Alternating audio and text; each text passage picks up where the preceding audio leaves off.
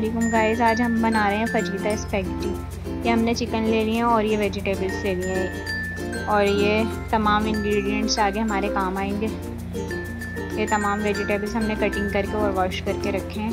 ये हमने bake parlour की स्पैगेटी ले ली है और ये सबसे पहले हमने स्पैगेटी बनाने के लिए कढ़ाई में ऑयल लेना है। अब हम इसमें अपने चिकन के क्यूब्स को फ्राई करेंगे। ये अच्छी तरीके से फ्राई कर लिए हैं। अब हमारे पास बेक पार्लर का मसाला है, ये हम इसमें ऐड कर देंगे। ये आपकी स्पैगेटी के बॉक्स से ही निकलेंगे। ये मसाला हमने ऐड करके इसको अच्छी तरीके से भून लिया है। अब इसमें हम पानी ऐड करेंगे थोड़ा। ये पानी ऐड करने के बाद हम इसको भूनेंगे अच्छी तरीके से। अब इसमें हम अपनी वेजिटेबल्स ऐड करेंगे। आप कोई भी वेजिटेबल यूज़ कर सकते हैं अपने जायके के हिसाब से।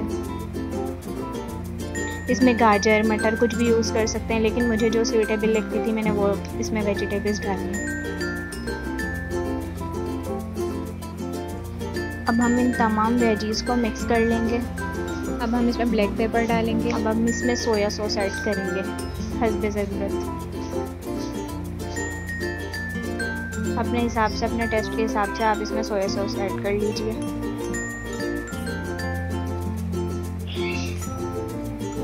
अब हम इसको अच्छी तरीके से मिक्स कर लेंगे। दूसरे साइड पर हम स्पैगेटी को ओपन करके इसको अपने हिसाब से तोड़ लेंगे, जितने आपको मतलब मुनासिब लगे। अब हमने पानी बॉयल होने के लिए रख दिया है एक पतीले में।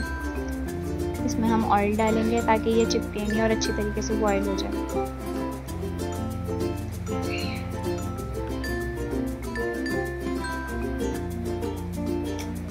ये हमने इसमें तेल ऐड कर दिया।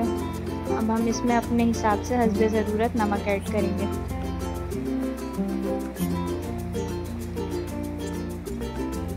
अब हम इसमें जो हमने तोड़ के रखी थी वो स्पैगेटी ऐड करेंगे। नूडल्स हमने ऐड कर लिया। अब हम इसको अच्छी तरीके से मिक्स कर लेंगे और इसको पकाएंगे फ्लेम लो करके।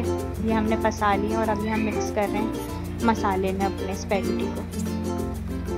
ये बन के तैयार हो गई हैं।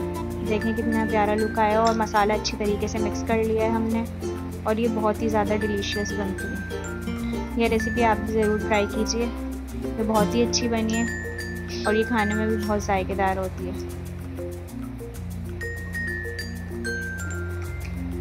माशाल्लाह ये पक के तैयार हो चुकी है।